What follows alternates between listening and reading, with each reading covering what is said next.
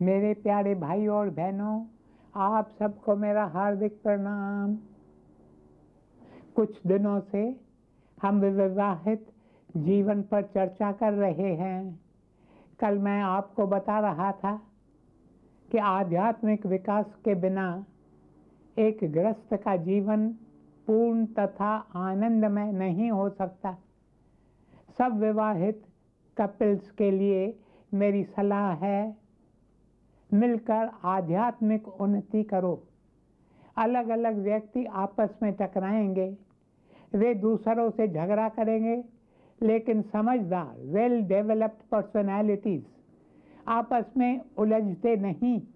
श्री रामकृष्ण जी अध पक्के आम व पक्के आम का अंतर बताकर कहते, जो लोग अध पक्के होते हैं वे मैं और मेरे के छोटे घेरे में फंसे रहते हैं, लेकिन जो आध्यात्मिक रूप से विकसित हो गए हैं वे सच्चे अर्थों में मानव हैं।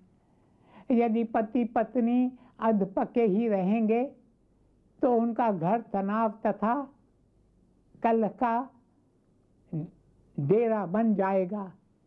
यदि वे पक्के होंगे तो उनका घर शांति तथा आपसी मेल जुल का मंदिर बन जाएगा। आध्यात्मिक ऊर्जा या आत्मबल मानव जीवन में प्रेम, करुणा और सेवा भावना आदि मूल्यों से प्रकट होती है। असली उन्नति का यही रहस्य है। इसे ही हमारे शास्त्रों ने आध्यात्मिक विकास कहा है। जब हमारे जीवन का यह लक्ष्य होगा तभी गृहस्थ जीवन को एक अद्भुत अनुभव होगा, और ऐसे गृहस्थ आश्रम से ही भारत और सारे संसार को लाभ होगा।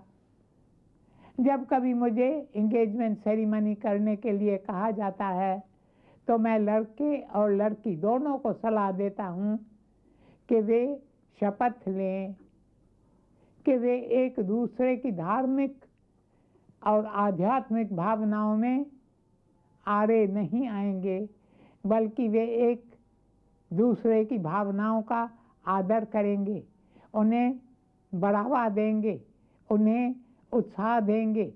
यहाँ मैं यह बात साफ करना चाहता हूँ कि यह सलाह दोनों पर लागू होती है। कई लोगों का विचार है कि केवल पुरुष या पतियों को धार्मिक आध्यात्म की प्यास होती है, उनकी पत्नियों के दिल में इसकी कोई संवेदना नहीं होती और वे पतियों के धार्मिक कार्यों में रुकावट डालकर उनका ध्यान भंग करती है। यह सच नहीं है। मैं हमेशा से यह मानता आया हूँ कि स्त्रियों में अधिक आत्मशक्ति होती है, उनकी भी अपनी आध्यात्मिक भावनाएं होती हैं और पतियों को उन भावनाओं का आदर करना सीखना चाहिए। इसलिए तो हिंदू संस्कृति और परंपरा में स्त्री को इतना महत्व दिया गया है। स्त्री ही है जो परंपरा को एक पीढ़ी से दूसरी पीढ़ी तक ले जाती है। स्त्री घर की धूरी होती है और गृह लक्ष्मी कहलाती है। माँ के तौर पर वह अपने बच्चों में अच्छे चरित्र और अच्छे आदर्श के बीज बोती है। गुरुदेव साधु वासवानी जी ने कहा, स्त्री में वह शक्ति है कि वह अपनी सहज बुद्धि, पवित्रता, सरलता, अध्यात्म, सहानुभूति और त्याग के बल पर टूटे हुए संसार को फिर भी बना सकती है। The woman soul will lead us upward on. कई महात्माओं ने बताया है कि कई गृहस्थियों में उन्हें अध्यात्म का स्तर बैरागियों और सन्यासियों से भी ज़्यादा नज़र आया है। मैं खुद बहुत से ऐसे शादीशुदा लोगों को जानता हूँ जो गृहस्थी होकर अपने दैनिक जीवन में अध्यात्म का अभ्यास करते हैं। अपनी सांसारिक जिम्मेदारियों को निभाते हुए अपने माता पिता की, अपने घर परिवार की देखभाल करते हुए निस्वार्थ भाव से सेवा भी करते हैं। ऐसा जीवन सचमुच कमाल का और काबिले तारीफ है और साथ ही समाज तथा संस्कृति के लिए लाभदायक भी है। कहत कबीर सुनो भाई साधो, करने का फल मिल जाएगा। अच्छी अच्छी करनी कर मेरे भाई, फिर करन तो कब आएगा।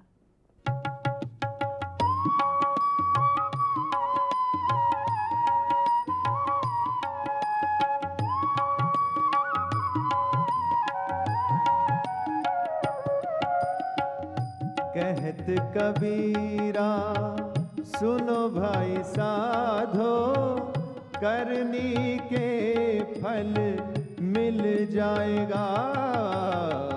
कहत कबीरा सुनो भाई साधो, करनी के फल मिल जाएगा रे। अच्छी अच्छी करनी कर मेरे भाई, अच्छी अच्छी करनी कर मेरे भाई, फिर करन तू कब आएगा रे। राम भज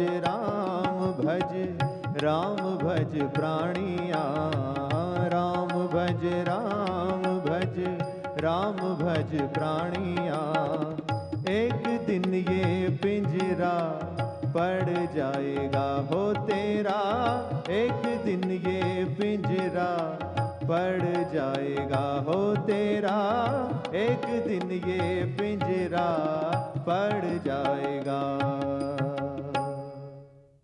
मेरे प्यारे भाई और बहनों, गृहस्थ आश्रम में प्रवेश करने वाले सभी स्त्री पुरुष ऐसा कर सकते हैं, पर शर्त यह है कि वे जीवन साथी, माता पिता और नागरिकों की तौर पर अपने फर्ज पहचानें और उन्हें निभाएं।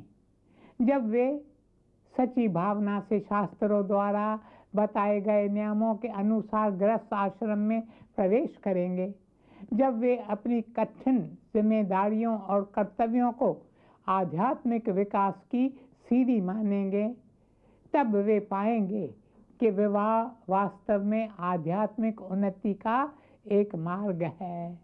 जैसा कि मैंने पहले भी आपको बताया है, वेदों ने मनुष्य जीवन के 4 उद्देश्य बताए हैं। वे हैं धर्म, अर्थ, काम और मोक्ष। एक आदर्श दंपति का जीवन धर्म में स्थित होना चाहिए। उन्हें आपस में अच्छे मानवीय संबंध रखने चाहिए। ये हो गया काम। धन संपत्ति का प्रबंध करना चाहिए। ये हो गया अर्थ। इसका धर्म के प्रसार के लिए उपयोग होना चाहिए और अंत में मोक्ष के उद्देश्य की ओर चलना चाहिए। मेरे प्यारे भाइयों और बहनों, इस भौतिक संसार में रहकर हम अपने लक्ष्य को भूल जाते हैं और केवल काम और अर्थ को ही अपना उद्देश्य मान बैठते हैं। लेकिन हमें याद रखना चाहिए कि अगर हम इंद्रिय सुख तथा धन की प्राप्ति को ही जीवन का केंद्र बना लेंगे तो उससे हमारे जीवन का संतुलन बिगड़ जाएगा और निराशा के शिकार हो जाएंगे। मैं इसे और विस्तार से समझाता हूँ। अगर आप बेईमानी से धन कमाओगे तो वह धन आपको शांति नहीं देगा। अगर आप अवैध रिश्ते रखोगे तो आप जिस खुशी की तलाश में हैं उसे कभी नहीं पा सकोगे। यह सच है कि धन से आपका जीवन बदल जाता है, पर जरूरी नहीं उससे आपको सुख ही मिले। धन से मिला सुख आपको एक झूठे संतोष से शांत तो करेगा, किंतु बहुत थोड़े समय के लिए। प्राचीन पुराणों में राजा ययाति की कहानी है, जिसने भरपूर लंबा जीवन जिया। एक दिन जब उसने अपने सिर में एक सफ़ेद बाल देखा तो उसे चिंता लग गई कि अब सारे ऐशो आराम समाप्त हो जाएंगे। उसे भविष्य बड़ा निराशाजनक लगा। वह सोचने लगा, काश वह फिर से जवान हो सकता।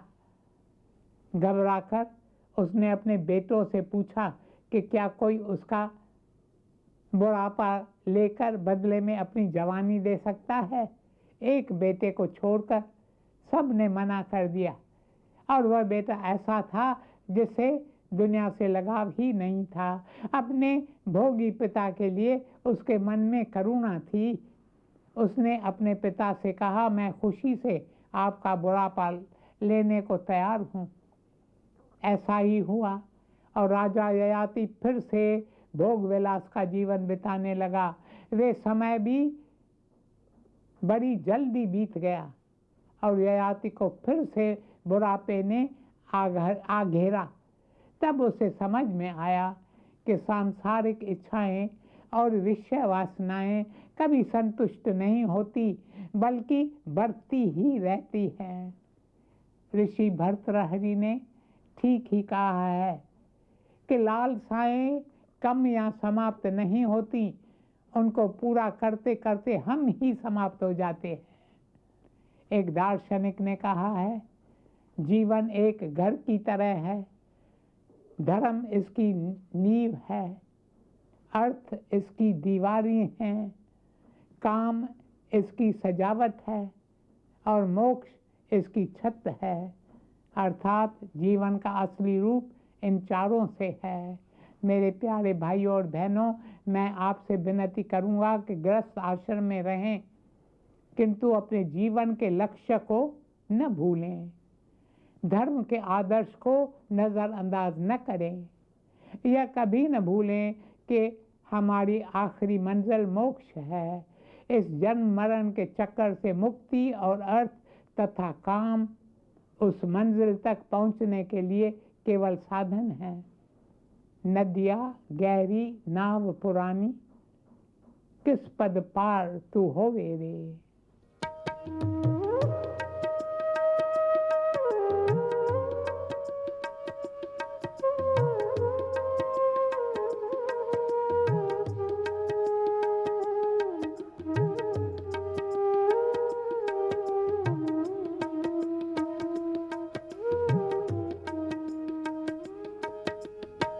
नदियाँ गहरी नाव पुरानी, नदियाँ गहरी नाव पुरानी, किस विध पार तू होवे रे, किस विध पार तू होवे रे। कहे कबीर सुनो भाई साधो, कहे कबीर,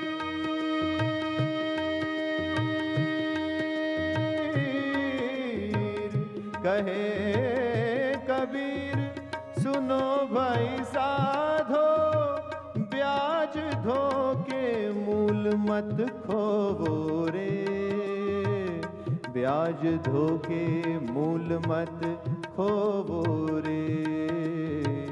चलना है, चलना है, चलना है, तोहे दूर दूर क्यों सोवे रे। चलना है, तोहे दूर दूर क्यों सोवे रे। चलना है तो है दूर,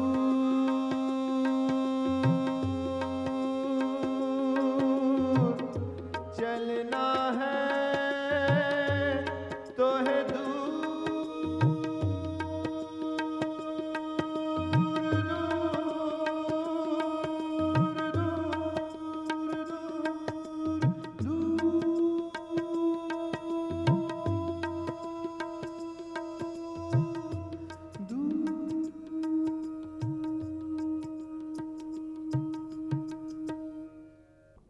मेरे प्यारे भाइयों और बहनों, आजकल हर कोई लक्ष्य की बात करता है, लेकिन अधिकतर युवक सांसारिक लक्ष्यों तक ही सीमित रहते हैं। एक प्रसिद्ध शास्त्री रेल द्वारा नई दिल्ली से चेन्नई जा रहे थे। उस रेलगाड़ी में उन्हें एक युवक मिला जो अपनी नई नई प्राप्त हुई सफलता के बारे में बताकर बहुत खुशी महसूस कर रहा था। उसे मद्रास IITI में एडमिशन मिला, मानो उसका भविष्य बन गया था। अब शास्त्री उस युवक के भावी जीवन के बारे में जानना चाहता था, इसलिए उसने धीरे से उस युवक से पूछा, IITI में पढ़ने के बाद वह क्या करना चाहता है?